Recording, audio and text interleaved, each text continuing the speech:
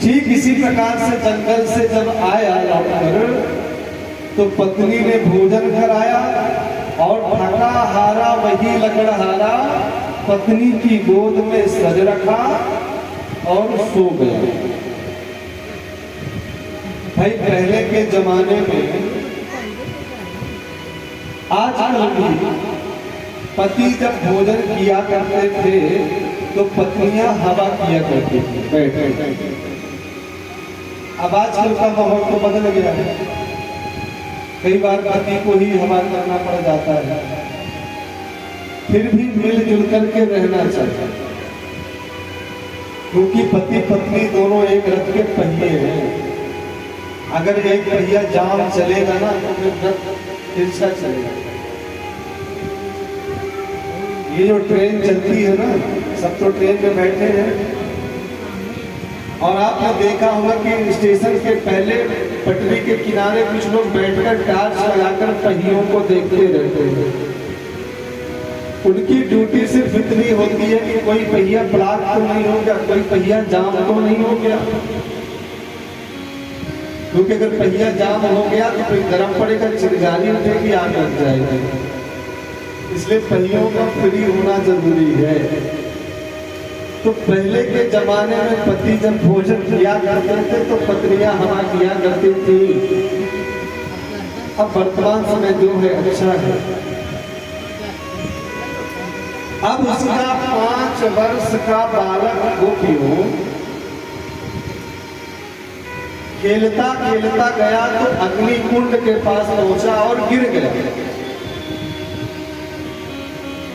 अब उस स्त्री ने विचार किया कि मेरे पति तो सो रहे हैं और अगर मेरे पति जग गए, मैं उठ करके गई तो जो मेरी सेवा है पति के लिए वो खंडित हो जाएगी। पति सोता रहा, पत्नी बैठी रही और वो हवा करती रही और देखते ही देखते उसका 5 वर्ष का बालक कुंड में गिर गया। अब देवियों जब पति की आंख खुली तो वो पत्नी दौड़ करके कुंड में गई, कुंड के पास गई। लेकिन चमत्कार, उस अग्नि कुंड में भी 5 वर्ष का बालक खेल रहा था। पति की सेवा करने के प्रभाव से अग्नि ने भी उसके बालक को जलाया नहीं। तो ये होती है पति की सेवा करने का फल। इसलिए जाओ गोपियों, अपने अपने पतियों की सेवा करो।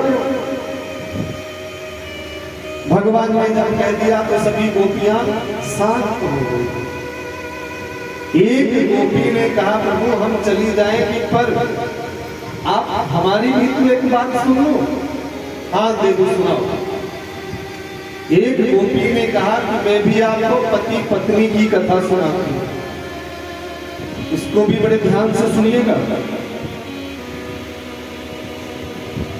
तो महाराज एक पति पत्नी थे। अब पति का कार्य उस शहर में चलना बंद हो गया। जैसे कोरोना आया था ना, तो कोरोना में ये हाल हो गया कि जिनका जो बिजनेस था वो बंद हो गया, उनको छोड़ करके कहीं और जाना पड़ गया। इस कोरोना में कोई बन गया, कोई बिगड़ गया, कोई इतना कमा लिया कि उसकी 2-4 पीढ़ी बैठ करके खाएंगी और किसी की तो पूरी प्रॉपर्टी ही बर्बाद हो गई। ये समय का खेल है, समय एक जैसा नहीं रहता।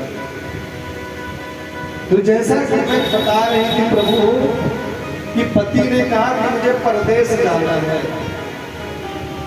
तो पत्नी ने कहा कि स्वामी मैं भी आपके साथ परदेश चलूंगी।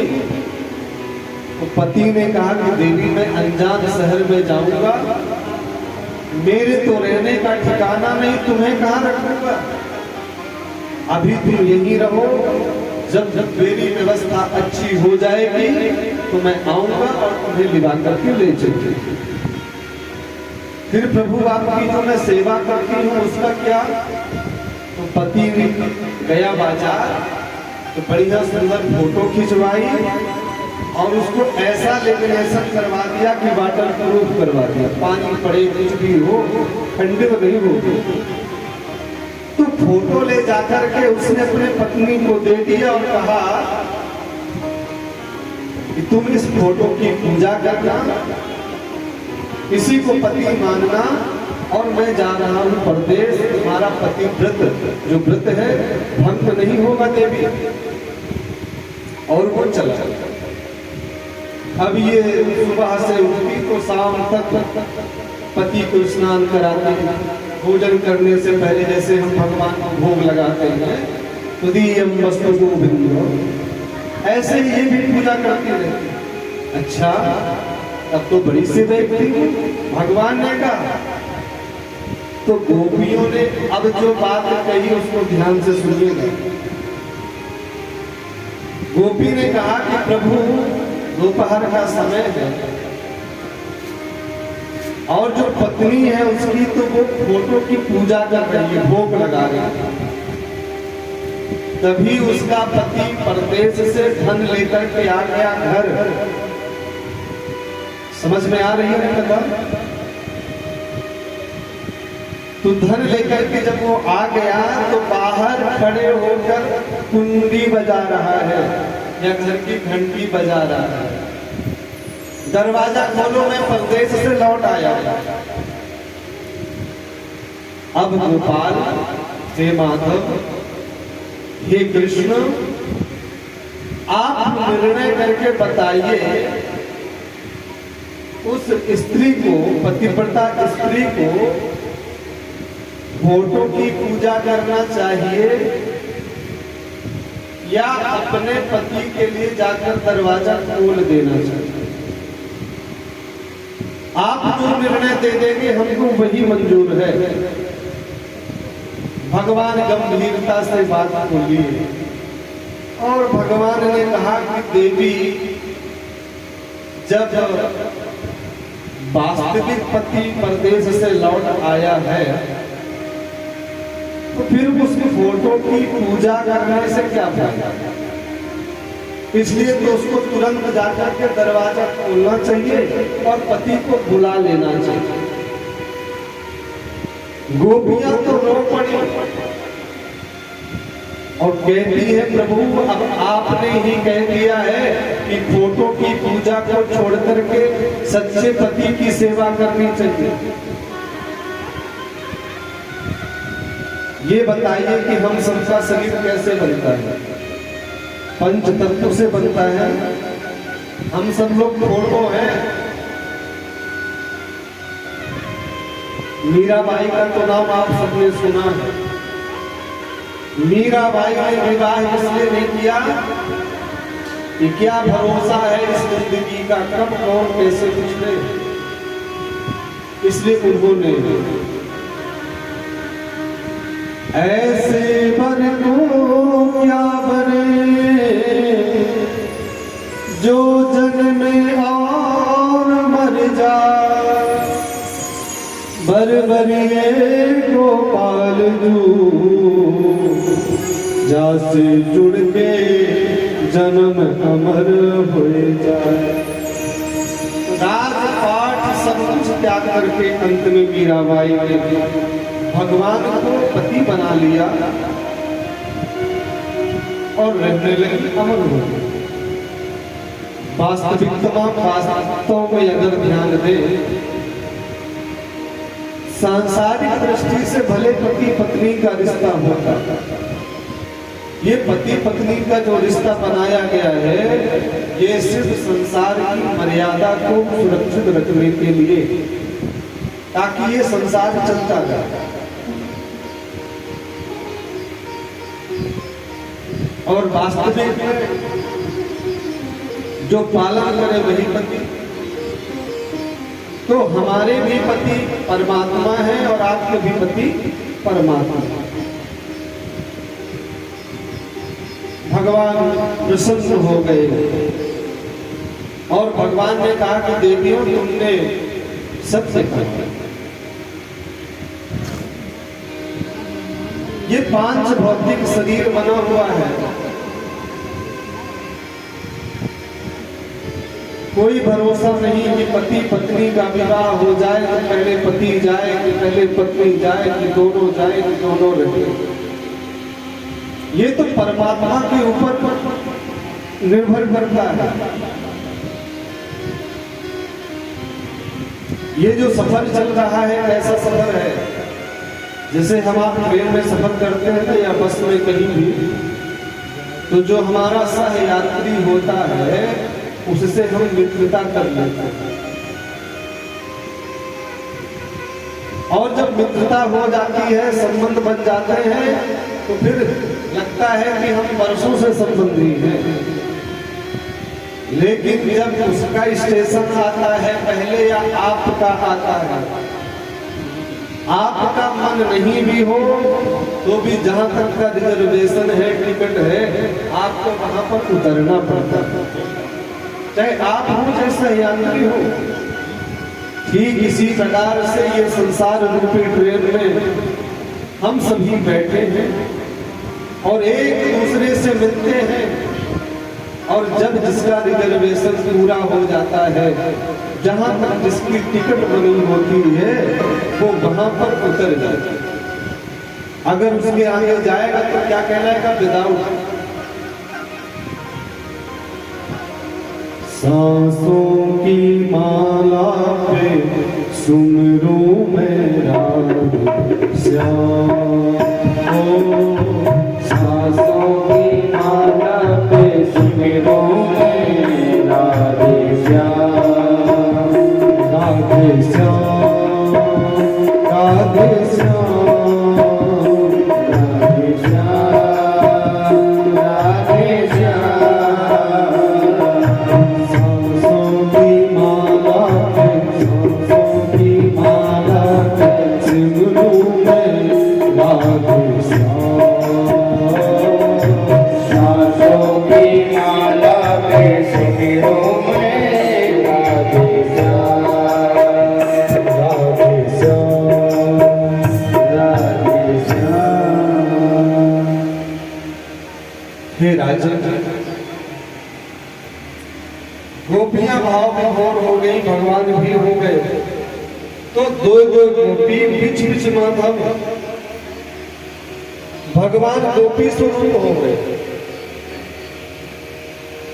और भगवान ने रास रचाना प्रारंभ कर दिया।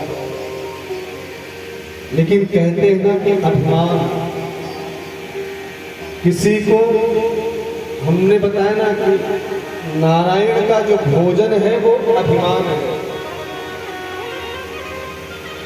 अगर किसी को प्रेम का अभिमान हो जाए कि हम भगवान के सबसे बड़े प्रेमी हैं, तो भगवान जैसे गोपियों को छोड़कर चले गए थे कैसे चले जाते। अगर किसी को लगा कि हम भगवान के सबसे बड़े भक्त हैं, तो फिर राजा मोहन ध्वज की तरह उसकी परीक्षा लेते हैं। अगर किसी को लगता है कि मैं भगवान का सबसे ज्यादा नाम लेता हूं, तो फिर सुदामा की तरह भगवान उसकी परीक्षा लेते हैं। रास रचा, गोपियां कहने लगी, माधव रास करते करते हमारे पैर दुखने लगे, क्या पैर दबा दोगे? मेरे माधव ने कहा, जरूर गोपियों, जैसा तुम बोलोगी मैं वैसा ही करूंगा, नो प्रॉब्लम। भगवान वहां से चलने लगे तो एक और गोपी है जिनका नाम है श्री राधा रानी। श्री राधा रानी ने कहा, माधव मेरे को छोड़ करके चल दिए आप, मैं चलूं? भगवान ने कहा, चलो ना देव, चलो चलो। भगवान श्री राधा रानी को लेकर के चले तो मार्ग में राधा रानी को भी अभिमान हुआ, मेरे को भगवान ज्यादा प्रेम करते हैं, सबको छोड़ के मेरे को लेकर चले। श्री राधा रानी ने कहा, माधव क्या मुझे आप अपने कंधे पे बैठाएंगे? भगवान ने कहा, देवी क्यों नहीं, अरे आओ बैठो ना। जैसे ही मैया बैठने को इच्छा करी, बैठना चाहिए, मेरे गोपाल वहां से भी अंतर ध्यान हो।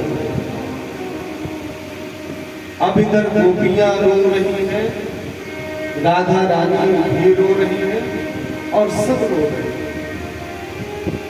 और यही कहती है कि तुमने मुरली बजाया था, बुलाया था और छोड़ दिया।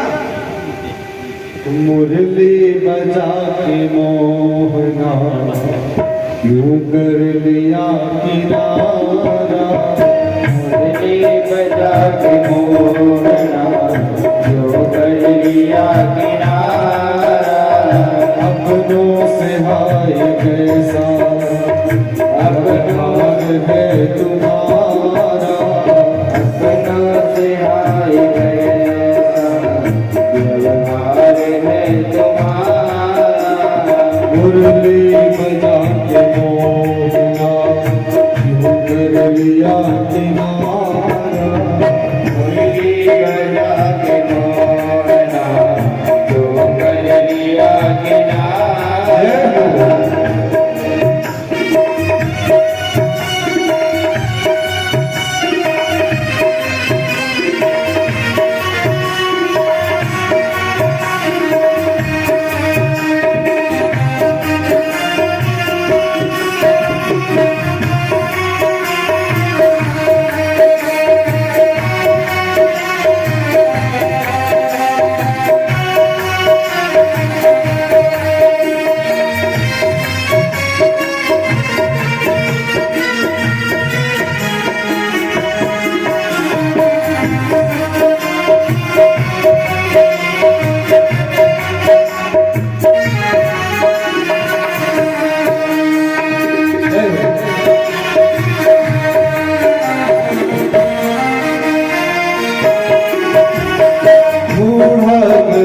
गली में खो जा डगर डगर में, थोड़ा गली गली में खो जा डगर डगर में, थोड़ा गली गली में खो जा डगर डगर में, थोड़ा गली गली में खो जा डगर डगर में, मन में यही लगन, मन में यही लगन, दर्शन मिले दोबारा, मुरली बजा के मोहना क्यों कर लिया किनारा।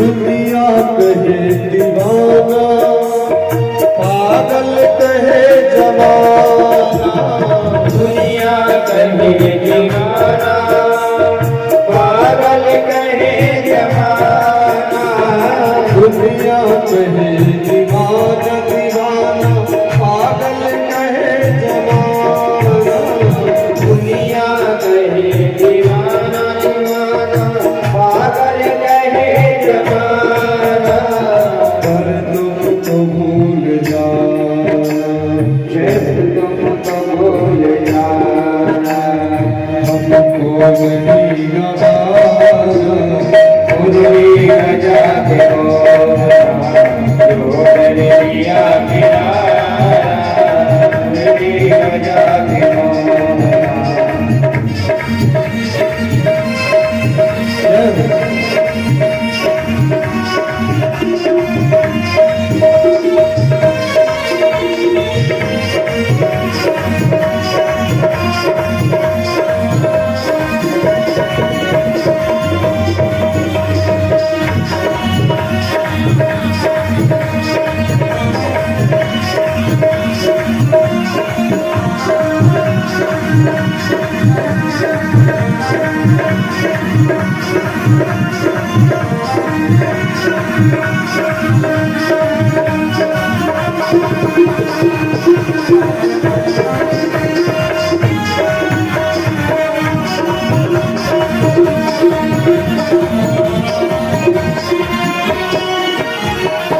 ढूंढते ढूंढते श्री राधा रानी मिल गई। गोपियों को लगता था कि भगवान हमें छोड़ गए पर राधा को ले गए। ध्यान देना, जब हम दुखी होते हैं ना तो कोई दूसरा दुखिया मिल जाए तो लगता है मेरे जैसा ये भी है ना। तो राधा रानी तो नहीं मिली, लेकिन जब राधा रानी मिली तो उनकी आंखों में आंसू ही आंसू। तो गोपियां कहते हैं राधा तुम ही बताओ तेरा श्याम कहाँ छिपा है। राधा तुम ही बताओ चलिया कहाँ छुपा है। राधा तुम ही बताओ बताओ मोहन कहाँ छिपा है। राधा तुम ही बताओ बताओ मोहन कहाँ छुपा है। और राधा रानी ने कोई जवाब नहीं दिया, रोती रही। तो गोपियों ने कहा तुम भी चली गई हो, चली गई हो, तुम भी चली गई हो, तुम भी चली गई हो। कहती है अश्रुधारा मुरली बजा के मोहना जो कर लिया किनारा। मुरली बजा के मोहना जो कर लिया किनारा।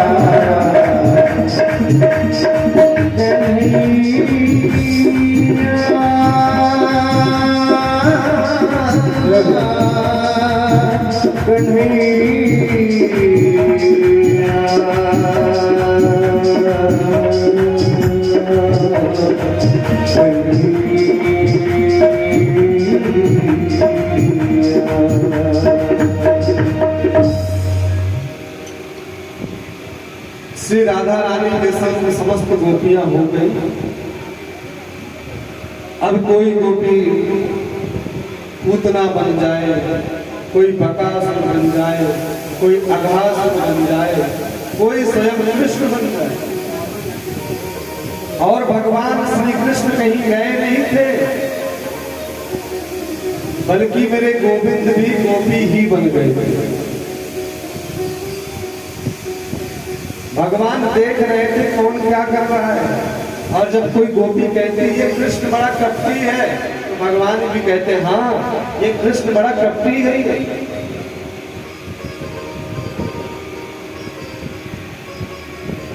हे नाथ रमण श्रेष्ठ क्वासि क्वासि महावचन।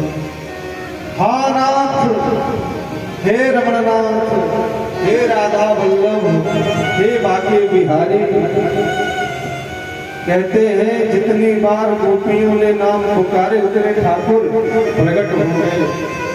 और आज भी आप वृंदावन में जाएं तो जीवन मूर्ति है राधा रमण लाल जी का। आप दर्शन करेंगे ना तो श्री राधा रमण लाल जी के जो दांत है ना वो चमकते हुए दिखाई पड़ते, मुस्कुराता है। और मेरे बाके बिहारी की लीला को तो सब जानते हैं। सभी गोपियां बड़े भाव से गाती हैं जयति तेधिकं जन्मना प्रजाः जयत इंदिरा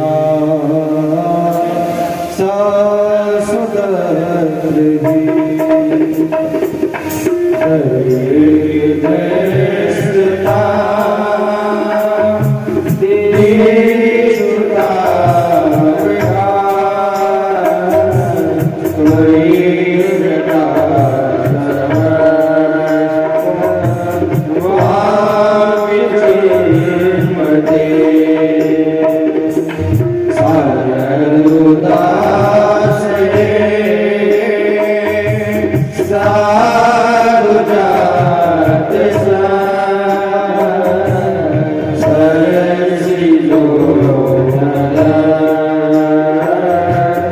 श्री प्रसाद सूरजनाथ ते असुर प्रदासिका वरद विघ्नतो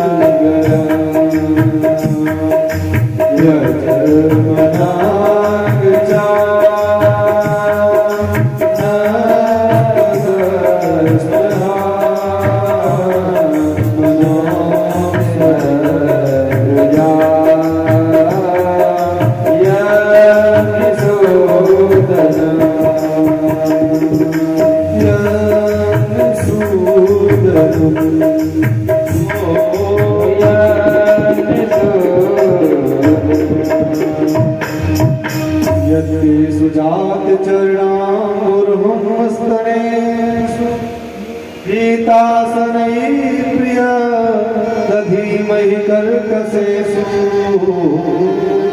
तेनाटवे मनसि तद्गतेन किञ्चित् पूर्वादिभिर्भवति भवेदायुषाम्। मेरे गोपाल कहीं गए नहीं थे, मेरे गोपाल प्रकट हो गए और दर्शन दिया।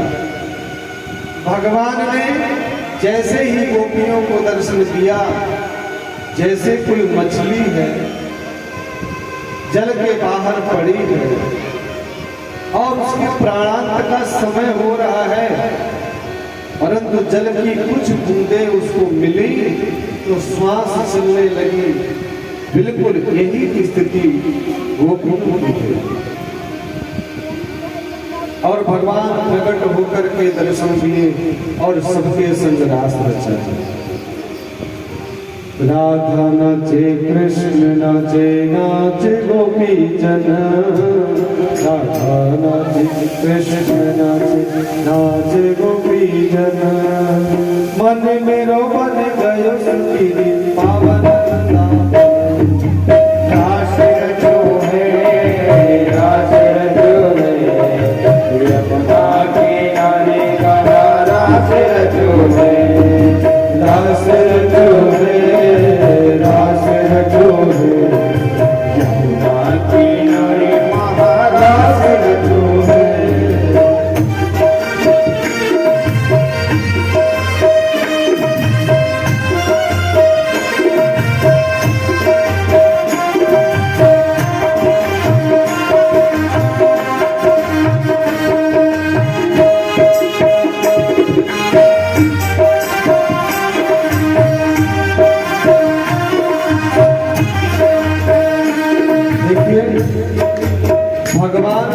गोपियों के संग रास रचा है।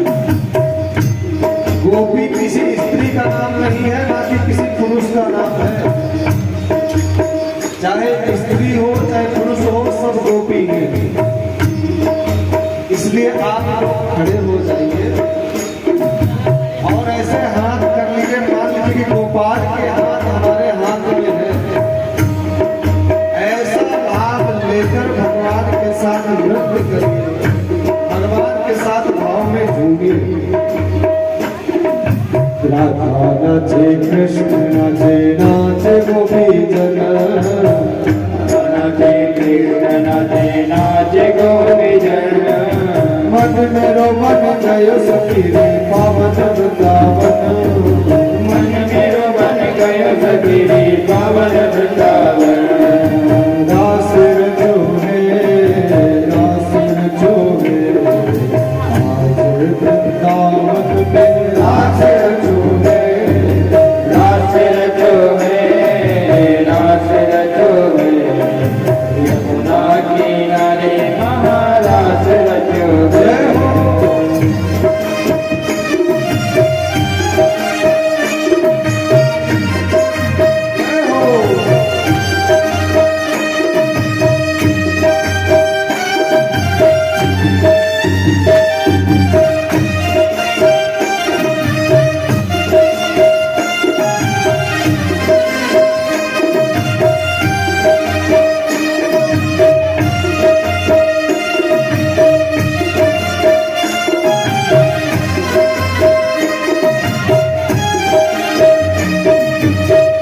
आप ये न सोचिए कि हम ही बस नाच रहे हैं। कौन कौन नाच रहा है सुनिएगा और नाचिएगा। सूरज नाचे, चंद्रमा नाचे, नाचे तारागण। सूरज नाचे, चंद्र नाचे, नाचे तारागण। सूरज नाचे, चंद्रमा नाचे, नाचे तारागण। सूरज नाचे, चंद्र नाचे, नाचे तारागण। मन मेरा मन गयो सखी रे पावन वृंदावन। मन मेरो बन गयो सखी रे पावन वृंदावन। बड़े भाव से रचो है, रास रचो है, आगे तट पे हरी रास रचो है। रास रचो है, रास रचो है, यमुना किनारे महारास रचो है। जय हो।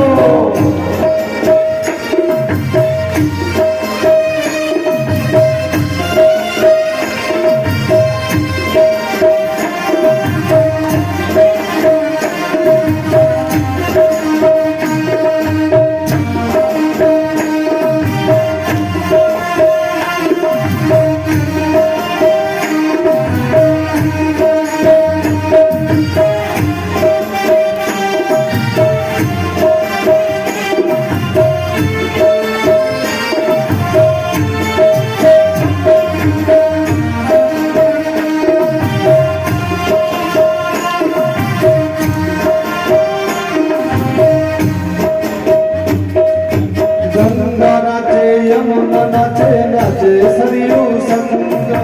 गंगा नाचे, यमुना नाचे, नाचे सरयू संग।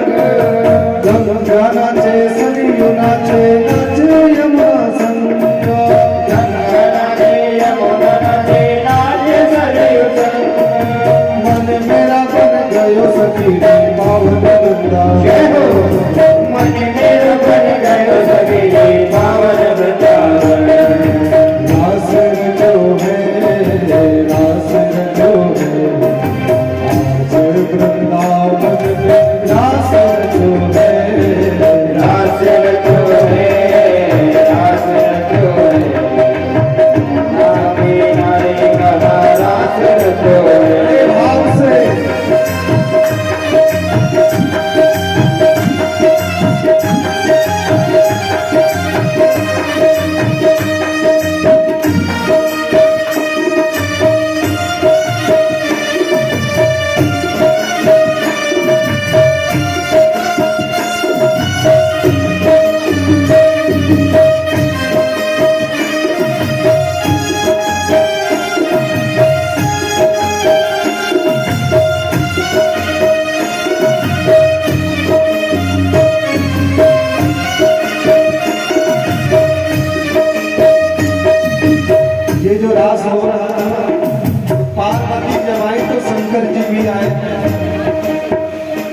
तो यहाँ पर समझ लीजिए कि भगवान शंकर भी आ गए हैं, पार्वती जी भी आ गई। क्या पता किसके साथ भैया मिलकर के रास रचाने लगे, किसके हाथ से हाथ मिला दे, ये भगवान जाने।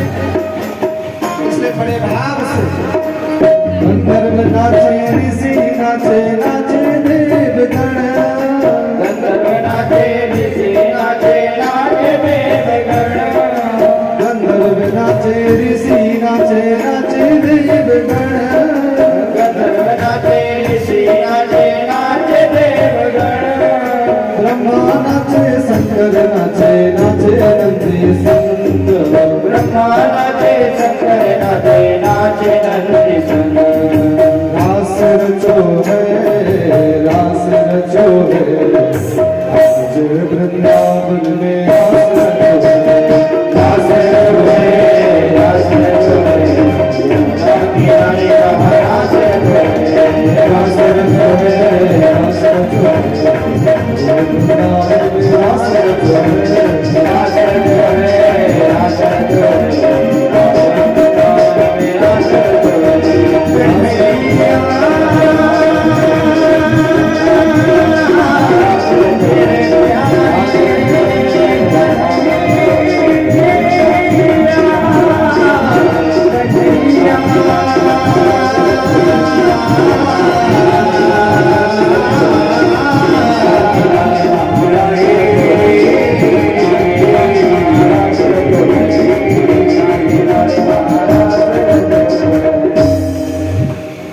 आप सभी लोग बड़े आनंद से बैठे।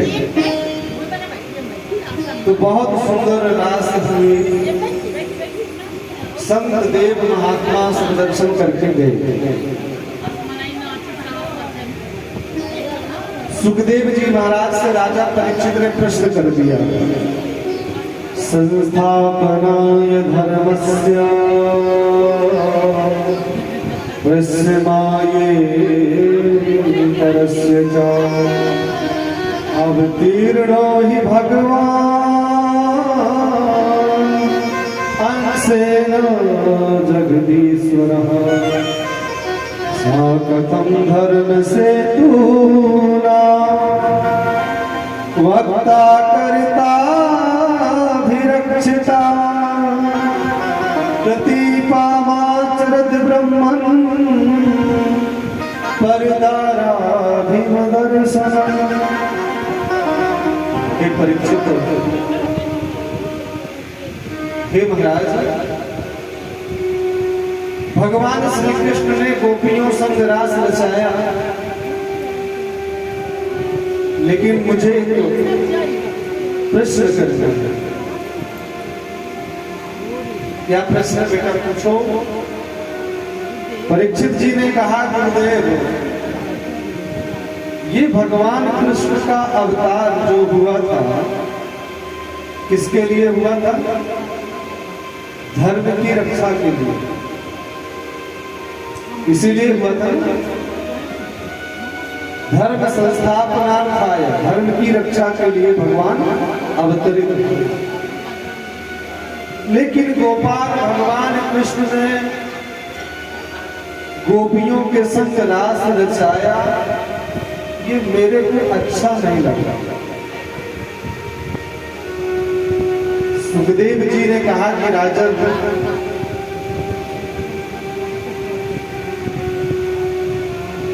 तुम्हें अच्छा नहीं लगा, मैं समझता हूं, क्योंकि संसार के लोग कहते हैं, अरे देखो कृष्ण को, वो तो 16,000 गोपियों के साथ रास रचाया। लोग कहते हैं समाज में बड़ा व्यक्ति अगर कुछ गलत करता है तो बड़े लोग, छोटे लोग भी वही करते हैं। और अगर किसी ने कहा कि तुमने ऐसा क्यों किया, तो वो कहता है हम तो किया, रे उनको देखो ना, कितने बड़े परिवार खानदान के हैं, वो भी ऐसा करते हैं। पूछने वाले का मुंह बंद। तो जब भगवान ने रास रचाया तो संसार के लोग कहेंगे कि मैं 2-4 के संग ही रास रचाऊं, तो क्या प्रॉब्लम है? इसलिए गुरुदेव मेरे इस समस्या का निराकरण करो। अब ये बताओ कि किसी की मृत्यु होने वाली है, कोई मरने वाला है, और उसको हम किसी की प्रेम कथा सुनाएं या किसी के सुंदरता को बताएं तो क्या उसको अच्छा लगेगा? नहीं। राजा परीक्षित की भी मृत्यु होने वाली है, क्योंकि आज 6वां दिवस है और कल 7वां दिवस है। तो समस्या का समाधान करते हुए कहते हैं राजन, नई तत् समाचरे जातो मनसापि हृणीश्वरः विनस्त्याचरण मौढ़ा यथा रुद्रोऽभिजं विषम्। हे परीक्षित, मैं कहना चाहता हूँ, जो लोग ऐसा कहते हैं कि कृष्ण ने गोपियों के संग रास रचाया तो अपन भी रचाएंगे, रचाओ, नो प्रॉब्लम, रचाओ। लेकिन मेरे गोपाल जब 6 दिन के थे तो गोपाल ने विष का पान किया। थोड़ा सा जहर पी लो ना, ज्यादा नहीं, 5 ग्राम, तो ज्यादा बोलिए तुम सूंघ लो बस। विष की खाली डिब्बी हो, उसको सूंघ लो 2 मिनट, अस्पताल में भर्ती हो जाओ। अगर जहर के पीने से तुम बच गए, नहीं मरे, जाओ रास रचाओ। कई बार लोग कहते हैं मैं तो विरक्त हूं, मैं विवाह नहीं करता। विरक्त उसको कहते हैं जिसके घर में रिश्ते की लाइन लगी हो। लड़की वाले रोज फोन लगाते हो, बेटे की शादी कर दो, बेटा राजी ही नहीं है, और वो शादी नहीं कर रहा, विवाह नहीं कर रहा तो विरक्त है। अब जिसके घर कोई कभी जाएगा ही नहीं, शादी की बात ही नहीं करेगा, वो ऑटोमेटिक विरक्त ही है। कोई बोले मैं हलवा नहीं खाता, हलवा बर्गर के सामने रख जाए और फिर ना खाए तो अलग बात है। और वैसे कह मैं तो खाता नहीं, मैं तो करता नहीं है, तो दिखावटी बात हो गई। राजन, मैं कहना यही चाहता हूं कि त्याग जब भी करो तो अंदर से करो, बाहर से नहीं।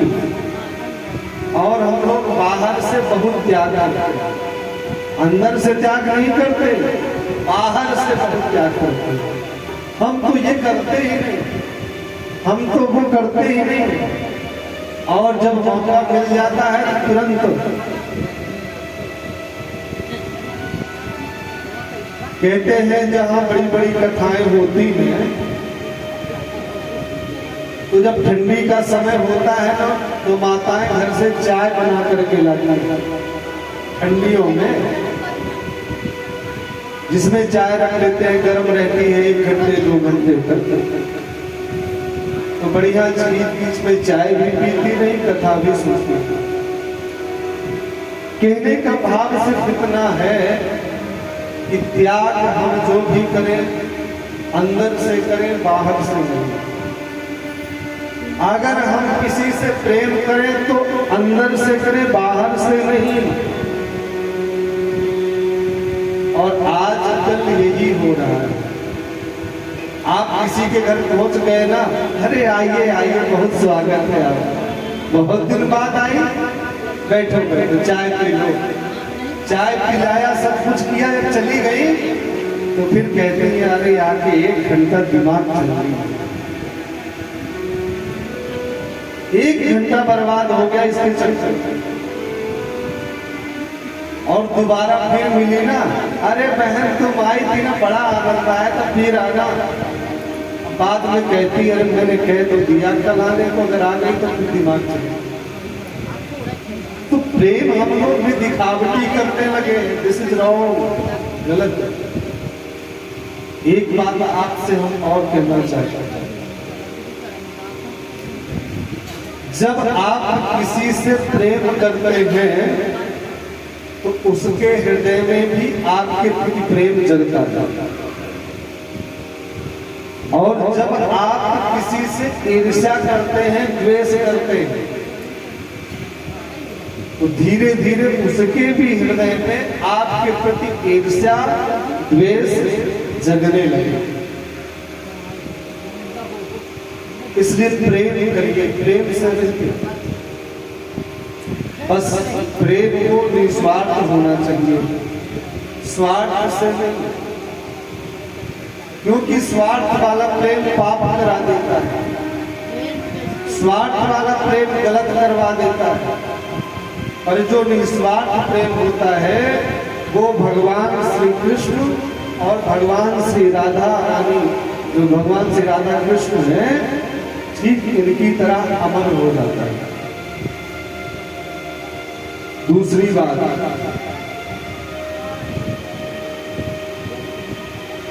भगवान श्री कृष्ण की कथा से पहले हमने भगवान राम की कथा को सुना। यानी भगवान जैसी मर्यादा अगर हमारे आपके जीवन में है तो हमें परमात्मा कृष्ण के दर्शन होंगे, और अगर मर्यादा नहीं है ना तो सब कुछ व्यर्थ है। और भगवान श्री कृष्ण ने कामदेव के अभिमान को दूर किया और गोविंद बड़े भाव से इन गोपियों के अभिमान को दूर किया, इनको अपना बनाया। अब गोपी कौन है? गोभी इंद्रिय रसम पिबती गोपी, जो समस्त इंद्रियों से भगवान की कथामृत का रसपान करे वही गोपी। एक बात आप नोट कर लेना, गोपी मतलब कोई स्त्री नहीं और गोपी का मतलब कोई पुरुष नहीं। श्री सुखदेव जी महाराज जब वन जा रहे थे, स्नान करती हुई कन्याओं को देखकर भी कोई अंतर नहीं पड़ा, लेकिन 80 वर्ष में व्यास जी को देखकर गोपियों को संकोच लगा, लज्जा आई। क्यों? व्यास जी की नजर में स्त्री है पुरुष है इसका भेद है, पर श्री सुखदेव जी की नजर में ना कोई स्त्री और ना कोई पुरुष। इस प्रकार से श्री राजा परीक्षित के मन में जो संदेह था, उस संदेह को मेरे गोपाल ने दूर कर दिया और गोपियों को आनंद दिया। श्री राधे राधे गोविंद गोविंद, श्री राधे राधे गोविंद